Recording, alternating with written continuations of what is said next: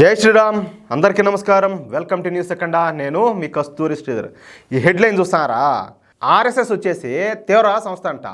All-Qaeda ఉండదు కదా, all-Qaeda వచ్చేసి ప్రజా సంస్థ అంట. అసలు ఈ న్యూస్ చూస్తా అంటేనే నాకు దేంతో నవ్వాలో నాకు అర్థం కాల. ఇంక మీరు న్యూస్ చూడండి, వీళ్ళని ఏమనాలో, వీళ్ళని ఏం చేయాలో ఇంకా మీరు మీ అభిప్రాయాలు మీరు కామెంట్ రూపంలో తెలియజేయండి. ఇంకా అసలు విషయానికి వద్దాము. ఆర్ఎస్ఎస్ అంటే రాష్ట్రీయ స్వయం సేవక్ సంఘ్. ఈ సంస్థను 1925లో విజయదశమి రోజు నాగ్పూర్లో స్థాపించారు. ఈ సంస్థ ఏర్పడినప్పటి నుంచి హిందువుల అభివృద్ధి కోసం పనిచేస్తూ ఉన్నది. ఇక కష్టాల్లో ఉండే ప్రజలను అక్కడ ఏంటంటే కులం మతం భేదం ఏది కూడా చూడకుండా వాళ్ళందరినీ ఆదుకోవడానికి ఈ సంస్థ చేయనటువంటి సహాయ కార్యక్రమాలు లేవు. అంతెందుకు మొన్న కూడా ఈ వాయనాడులో అన్ని వరదలు వచ్చేసి ఎంత నష్టం జరిగింది. అక్కడ భారత ఆర్మీతో పాటు పార్టిసిపేట్ చేసి వాళ్ళకి సహాయ సహకార కార్యక్రమాలన్నీ అందించింది చేసింది ఎవరంటే ఆర్ఎస్ఎస్. ఈ కమ్యూనిస్ట్ వాళ్ళు వచ్చారా, ఇంకెవరన్నా గుడిసేటోళ్ళు వచ్చారా, ఎవరన్నా వచ్చారేమో మీరు చెప్పండి ఒకసారి. కావాలంటే మీరు సెర్చ్ చేసుకోండి. డ్రామాలు దొబ్బినారు ఊరికేనే, అంతేగాని ఆ నిలబడి సాయం చేసినట్టు ఊడలేడు. పైగా ఏంటంటే ఆ సహాయ కార్యక్రమాల్లో మనం ఇద్దరు ఆర్ఎస్ఎస్ కార్యకర్తలను కూడా మనం పోగొట్టుకున్నాం. ఆ విషయం కూడా గతంలో నేను ఒక వీడియోలో కూడా చెప్పిన. అలాగే ఎవరు కష్టాల్లో ఉన్నా కూడా ఆదుకోవడం ఆర్ఎస్ఎస్ యొక్క గొప్పదనం అనమాట.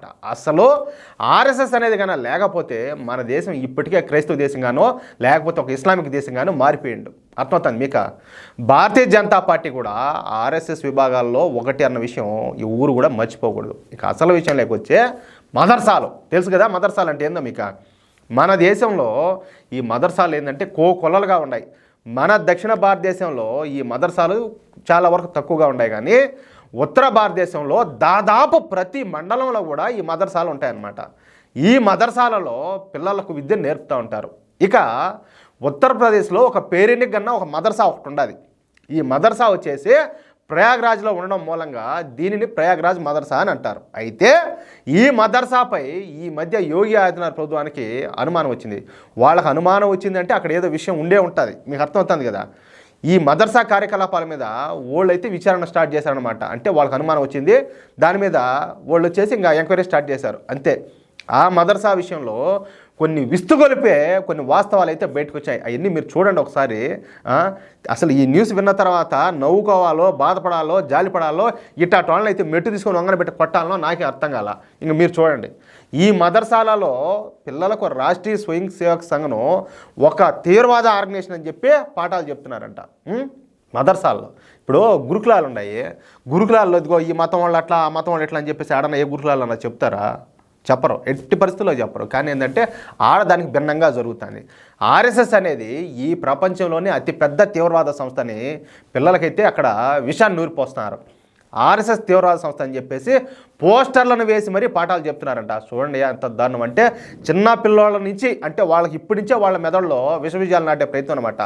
పైగా ఏంటంటే ఇంతకు మించిన ఈ మాట ఏంటంటే, ఆల్-ఖైదా అనేది ఒక శాంతియుతమైనటువంటి ఆర్గనైజేషన్ అని చెప్పేసి ఈ ఆల్-ఖైదా ప్రపంచ శాంతి కోసం పనిచేస్తా అని చెప్పేసి పాఠాలు చెప్తారంట. వీళ్ళు ఎంత అన్నం తింటారో శుద్ధం తింటారో నాకైతే డౌటే. లేకపోతే జనాలకి ఏమన్నా కళ్ళు మింగినాయా, లేకపోతే చెవులు మింగినాయా, లేకపోతే నోరు ఏమన్నా లేదా, అంటే నిజాలు చూడలేరా, వినలేరా, మాట్లాడలేరా, ఏందనిలే అంటే ఆల్-ఖైదాకు ఆర్ఎస్ఎస్కో ఏంది అంటే వాళ్ళు ఏం మాట్లాడతాను ఒకసారి మీరు ఆలోచించండి. అంతేకాకుండా పిల్లలకు జిహాదీ సాహిత్యాన్ని నూరిపోస్తూ వాళ్ళని ఏంటంటే చిన్నప్పటి నుంచే రాడికల్స్గా అంటే తీవ్రవాదులుగా మార్చే విధంగా తయారు చేస్తారంట. ఈ విషయం తెలుసుకున్నటువంటి యోగి ప్రభుత్వం వెంటనే యాక్షన్లోకి దిగిపోయింది. ఈ మదర్సా ప్రిన్సిపాల్తో సహా ఇతర టీచర్లందరినీ కూడా కఠినమైన సెక్షన్ల కింద అరెస్ట్ చేసి ఈ ప్రయాగ్రాజ్ మదర్సాను మూసేశారు. అంతేకాకుండా ఈరోజు కానీ రేపు కానీ ఈ మదర్సాను అయితే బుల్డోర్లు పెట్టి కూల్చిపారుదోపనున్నారు. నేను చెప్తున్నా, ఈ దేశానికి, ఈ దేశంలో ఉన్నటువంటి ధర్మానికి ఎవరైనా కూడా డ్యామేజ్ చేసే ప్రయత్నం చేస్తే అది ఎవరైనా కావచ్చు, సహించాల్సిన విషయం కాదు. మనం అనుకుంటున్నాం ఏ పార్టీల్లో ఉన్నా, ఏ కథలు ఉన్నా, ఏ ఆటలాడుతూ ఉన్నా కూడా మన దేశానికి, మన ధర్మానికి డ్యామేజ్ జరిగిందంటే మన భవిష్యత్తు ఆడికి క్లోజ్ అయిపోయినట్టే. దాన్ని ఎవరు మర్చిపోవద్దు. ఎవరైనా కూడా ఇట్లాంటి విషయాల్లో కాంప్రమైజ్ అవ్వకూడదు. లేకపోతే ఆర్ఎస్ఎస్కు ఆల్-ఖైదాకు పోలిక సిగ్గుండ మళ్ళీ ఒకరవన్న ఇట్లాంటి మాటలు మాట్లాడేదానికి, ఇట్లాంటి లంగాలు లత్తుకొని ఇట్లాంటి చదువులు చెప్పేదానికి. ఒకసారి ఆలోచించండి మీరు.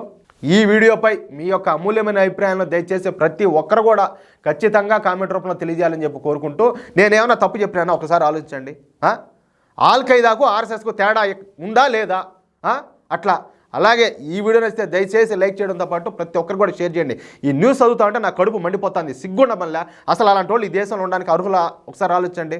అలాగే ఇంతవరకు ఎవరైనా కూడా మా ఛానల్ సబ్స్క్రైబ్ చేసుకోకపోతే దయచేసి ప్రతి ఒక్కరు కూడా మా ఛానల్ సబ్స్క్రైబ్ చేసుకోండి. ప్లీజ్ సపోర్ట్ చేయండి. జై శ్రీరామ్.